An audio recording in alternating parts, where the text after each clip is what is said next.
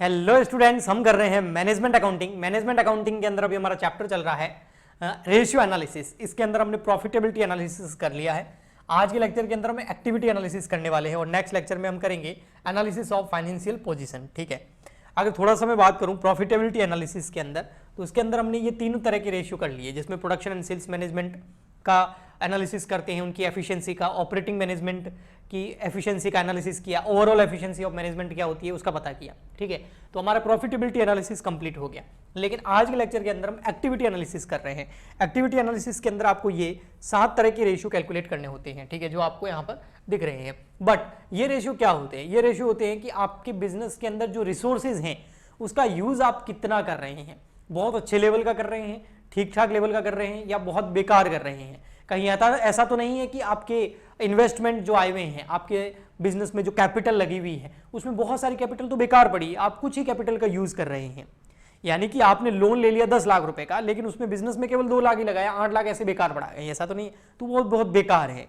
तो वो सब चीजें, यानी कि यूटिलाइजेशन ऑफ रिसोर्सेज अगर आपको पता लगाना है तो एक्टिविटी एनालिसिस के थ्रू पता लगाया जाता है। ओके, इसके अंदर इन्वेस्टमेंट टर्नओवर रेशियो कैलकुलेट किया जाता है। इन्वेस्टमेंट यानी कि जो बिजनेस में पैसा लगाया गया है वो टर्नओवर का मतलब यहां पर सेल्स से, तो वो सेल्स से कितने गुना है, सेल्स या COGS, cost of good sold. ठीक है, कि उस कैपिटल का, उस इन्वेस्टमेंट का आप कितने परसेंटेज यूज कर पा रहे हैं बिजनेस को चलाने में। ठीक है, फिक्स एसेट्स टर्नओवर रेशियो, इसमें फिक्स एसेट्स और सीओजीएस को देखेंगे। वर्किंग कैपिटल टर्नओवर रेशियो, इसमें वर्किंग कैपिटल और सीओजीएस को देखेंगे। करंट एसेट टर्नओवर रेशियो, इसमें करंट एसेट और सीओजीएस को देखेंगे। स्टॉक टर्नओवर रेशियो, इसमें स्टॉक और सीओजीएस को देखेंगे। डेटर टर्नओवर रेशियो, इसमें जो क्रेडिट सेल्स होती है, डेटर क्रेडिट सेल्स से उत्पन्न होते हैं, तो क्रेडिट सेल्स और फिर हम एवरेज डेटर को देखेंगे, क्रेडिटर और फिर क्रेडिट परचेज को देखेंगे। ठीक है, तो डिटेल के अंदर हम इस एक एक रेशियो को यहां पर समझते हैं अच्छे से। ठीक, ओके जी, तो चलिए स्टार्ट करते हैं हम। यहां पे सबसे फर्स्ट आता है हमारा इन्वेस्टमेंट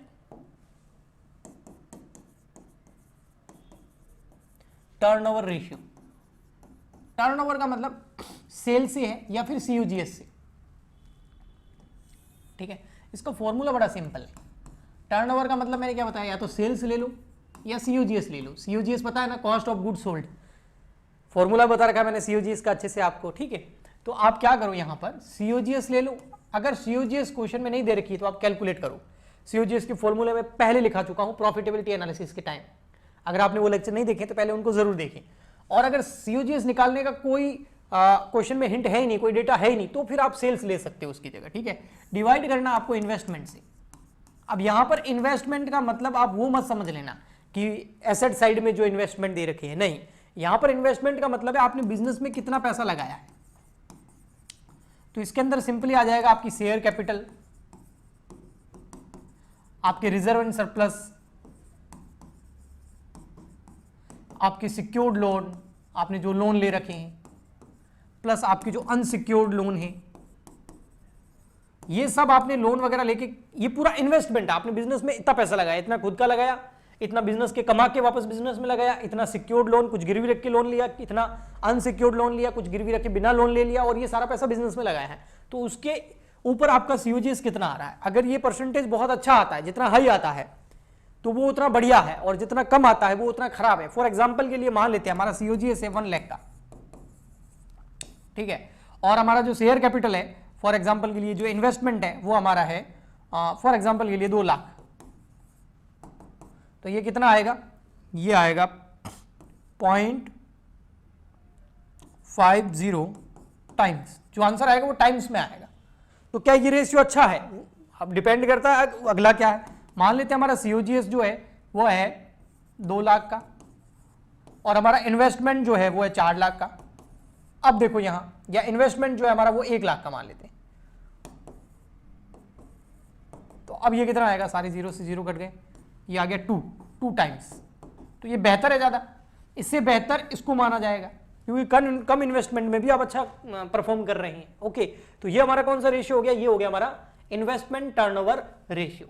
नेक्स्ट हमारा जो रेशियो आता है इन्वेस्टमेंट टर्नओवर के बाद में, वो है फिक्स एसेट्स टर्नओवर रेशियो। तो आइए करते हैं फिक्स एसेट्स टर्नओवर रेशियो को। Second number fixed assets turnover. अब आपको ये फॉर्मूला बहुत इजीली याद हो जाएंगे इस लेक्चर के बाद में, ठीक है। फिर आप प्रैक्टिस तो अपनी बुक से कीजिए, लेकिन फॉर्मूलाज अच्छे से याद हो जाएंगे और समझ भी आ जाएंगे। और टर्नओवर का मतलब मैंने आपको बता ही दिया, COGS। और फिक्स एसेट्स का मतलब तो फिक्स एसेट्स ही होता है। अब आपको बीकॉम कर रहे हैं, BBA कर रहे हैं या CA CS कर रहे हो, आपको फिक्स एसेट्स का मतलब पता नहीं है तो फिर आप इस चैप्टर को करके क्या करेंगे। पर मुझे पता है आपको अच्छे से पता है ना। लैंड एंड बिल्डिंग, फर्नीचर, है ना, प्लांट, कोई मशीनरी, ये सब जो होती है फिक्स एसेट्स होती है। ये रेशियो हमें ये बताता है कि हमारा फिक्स एसेट्स जो है उसका हम कितना यूटिलाइजेशन, कितना यूज कर रहे हैं बिजनेस में। जितना ज्यादा यूज करेंगे उतना बढ़िया है, जितना कम यूज करेंगे फिक्स एसेट्स, ऐसे ही मशीनें 10 खरीदी थी, उसमें से 8 चल रही है, 2 बंद पड़ी है, तो जो 2 बंद पड़ी है वो तो बेकार इन्वेस्टमेंट चला गया ना, तो बंद नहीं होनी चाहिए। सारी की सारी मशीनें 100% यूज होनी चाहिए। तो ये रेशियो जितना ऊपर आता है उतना बढ़िया है और जितना नीचे आता है उतना खराब है। ओके, नेक्स्ट आता है हमारा working capital turnover ratio, 3rd number. Working capital turnover ratio. अब टर्नओवर रेशियो का मतलब मैं आपको बता ही देता हूं, वही COGS लिख दो या सेल्स लिख दो। क्वेश्चन में COGS नहीं है तो आप सेल्स लिख सकते हैं। वर्किंग कैपिटल का मतलब यहां पर एवरेज वर्किंग कैपिटल लेना है, एवरेज वर्किंग कैपिटल से। अब आपको वर्किंग कैपिटल कैसे निकालते हो पता तो है ना। वर्किंग कैपिटल का फॉर्मूला होता है WC यानी कि वर्किंग कैपिटल, इसका फॉर्मूला होता है CA माइनस CL। वैसे नेक्स्ट पार्ट में ये मैं करवाऊंगा भी, CA माइनस CL। CA मतलब करंट एसेट्स और CL मतलब करंट लायबिलिटी। तो करंट एसेट्स में से करंट लायबिलिटी लेस कर दो। शुरू में मैंने बैलेंस शीट बताई थी ना, 1-2 लेक्चर पहले पूरी बैलेंस शीट समझाई थी, उसमें करंट एसेट और करंट लायबिलिटी भी थी। तो current assets minus current liability करोगे तो वर्किंग कैपिटल आ जाएगी। वर्किंग कैपिटल का मतलब होता है ऐसी कैपिटल जो हमेशा आपके बिजनेस में यूज आती रहती है।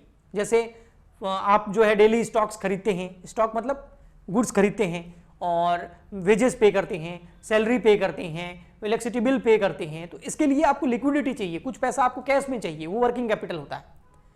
ओके, और इसके अलावा कुछ कैपिटल ऐसी होती है जो हमने एक बड़ी सी बिल्डिंग खरीद ली तो वो पैसा वहां फंस गया, उस बिल्डिंग के अंदर लग गया, अब वो वापस जल्दी नहीं आएगा।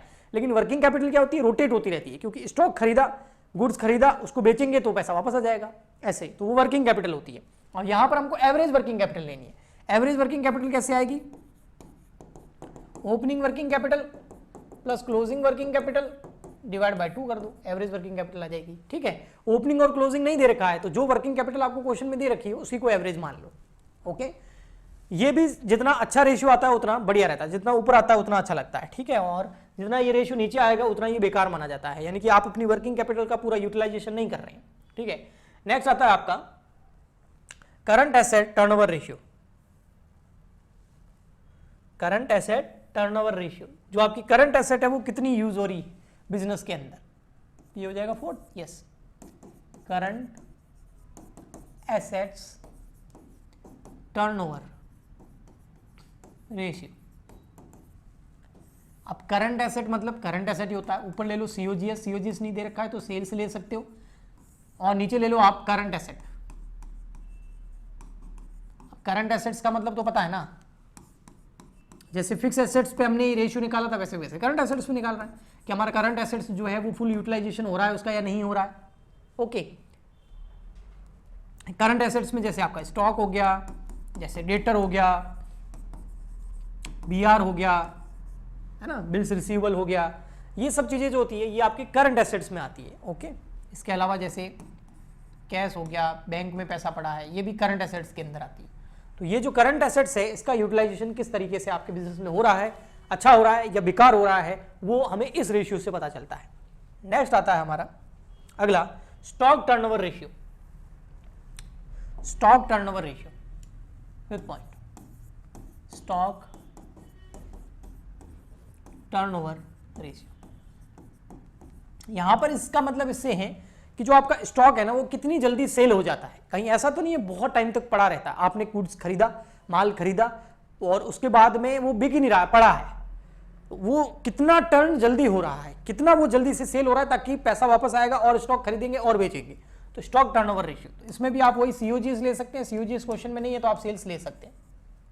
डिवाइड करना होता है आपको एवरेज स्टॉक का। अगर क्वेश्चन में ओपनिंग और क्लोजिंग स्टॉक नहीं दे रखा है तो आप जो भी स्टॉक दे रखा है उसी को एवरेज माने, वरना एवरेज स्टॉक आपको कैलकुलेट करना पड़ता है। अब यहां पर एवरेज स्टॉक रॉ मटेरियल का या WIP का नहीं लेना है, हमें एवरेज स्टॉक हमेशा फिनिश गुड्स का लेना है। तो opening stock of finish goods, क्योंकि फिनिश गुड्स ही सेल होता है, रॉ मटेरियल को तो हम यूज करते हैं फिनिश गुड्स बनाने में, तो उसका टर्नओवर नहीं लेना है हमको।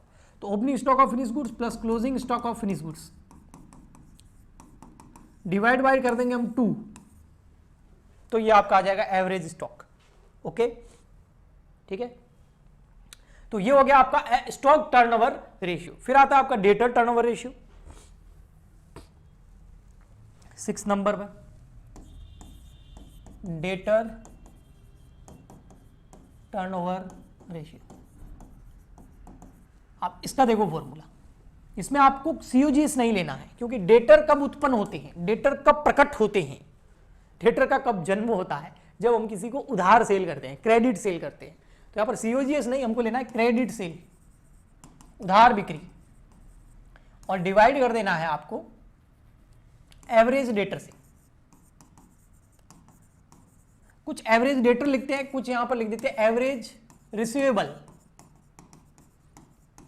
क्योंकि एवरेज रिसीवेबल का मतलब होता है डेटर प्लस BR, दोनों जोड़ना। ओके, तो आप एवरेज रिसीवेबल भी नीचे लिख सकते हैं। अब एवरेज डेटर कैसे आएगा, वही या एवरेज डेटर या एवरेज रिसीवेबल, तो उसमें क्या होता है ओपनिंग डेटर या BR ले लो प्लस क्लोजिंग डेटर और BR ले लो, डिवाइड कर दो 2 का। तो इससे हमें यह पता चल जाएगा कि हमारा जो क्रेडिट सेल है और एवरेज हमारे जो डेटर्स हैं जिनको हम उधार सेल करते हैं उनके बीच का रिलेशन कितना है, उनके बीच का परसेंटेज कितना है।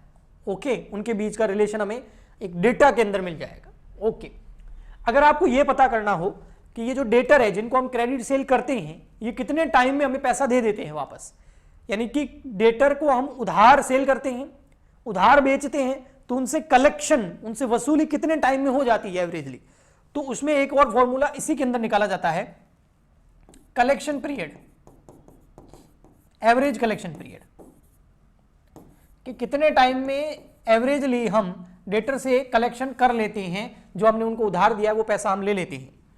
तो इसके अंदर क्या करना होता है आपको, जो ऊपर वाला फॉर्मूला आया है, ये वाला फॉर्मूला लगाने से कौन सा रेशियो आएगा, ये वाला फॉर्मूला लगाने से रेशियो आएगा डेटर टर्नओवर रेशियो। ठीक है, तो आप डेटर टर्नओवर रेशियो ले लीजिए, डेब्टर्स टर्नओवर रेशियो।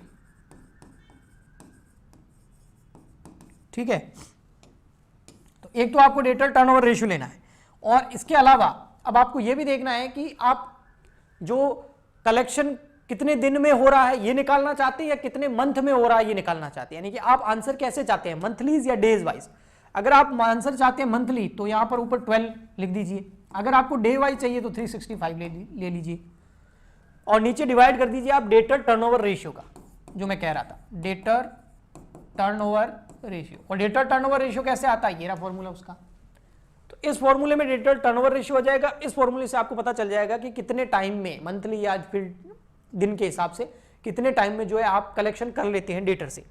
तो जैसे हमने कलेक्शन पीरियड और एवरेज या ट्रेड टर्नओवर रेशियो निकाला, ऐसे कैसे क्रेडिटर टर्नओवर रेशियो भी कैलकुलेट किया जाता है। ठीक है, क्रेडिटर टर्नओवर रेशियो, क्रेडिटर मतलब आप समझ गए ना, क्रेडिटर कब उत्पन्न होंगे, डेटर का तो आपको समझ में आ गया कि भाई डेटर जो है वो तो हम उधार सेल करते हैं तब प्रकट होते हैं, तो क्रेडिटर कब होंगे, जब हम उधार परचेज करेंगे, सिंपल है। तो क्रेडिटर्स टर्नओवर रेशियो, अब इसका फॉर्मूला क्या होगा, वही आपको यहां पर क्रेडिट परचेज लेनी होगी, क्योंकि क्रेडिटर कब प्रकट होते हैं, कब उत्पन्न होते हैं, कब उनका जन्म होता है, जब हम किसी से कुछ उधार खरीदते हैं, गुड्स खरीदते हैं उधार अधिकतर, तो क्रेडिट परचेज आ जाएगा। और डिवाइड कर दीजिए आप एवरेज क्रेडिटर्स का। एवरेज क्रेडिटर कैसे आएंगे, वही एवरेज क्रेडिटर की जगह कुछ लोग एवरेज पेबल्स भी लिखते हैं, एवरेज या एवरेज ट्रेड पेबल्स। इसका मतलब एवरेज ट्रेड पेबल का मतलब होता है क्रेडिटर्स प्लस बिल्स पेबल, तो ये भी लिख सकते हैं, मना नहीं। तो एवरेज क्रेडिटर या एवरेज ट्रेड पेबल कैसे आएंगे, आप opening creditors plus bills payable ले लीजिए, और क्लोजिंग भी क्रेडिटर्स प्लस बिल्स पेबल ले लीजिए। अगर क्वेश्चन में बिल्स पेबल आपको दे रखे हैं तो, और डिवाइड कर दीजिए आप 2 का, तो आ जाएगा एवरेज क्रेडिटर्स। इससे आपका क्रेडिटर टर्नओवर रेशियो आ जाएगा।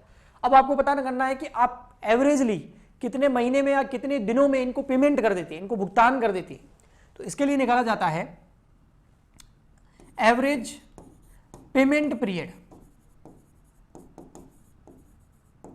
Average payment period. इसका फॉर्मूला क्या होगा, वही 365, अगर डेज में चाहिए तो 12 कर दो, अगर मंथ में चाहिए तो डिवाइड कर दो ये वाला आपका क्रेडिटर टर्नओवर रेशियो।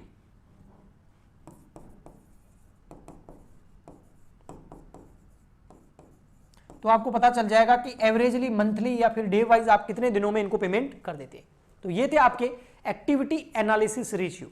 इसके अंदर यूटिलाइजेशन ऑफ रिसोर्सेज का हम एनालिसिस करते हैं। नेक्स्ट लेक्चर में लास्ट टॉपिक आएगा, लास्ट रेशियोज आएंगे।